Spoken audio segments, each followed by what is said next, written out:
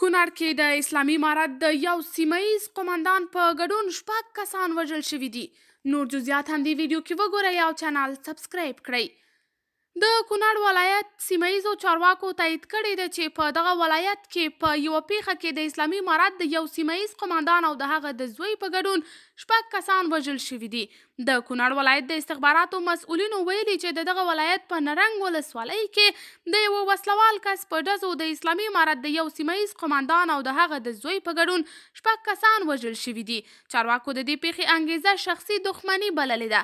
د یادونې ده چې تر دې وړاندې په جلال آباد کې هم د اسلامي امارت یو سیمهییز چارواکی د یو وسلوال کس په ډزو وژل شوی و چې د هغې پیښې انګیزه هم شخصي دښمني بلل شوې وه.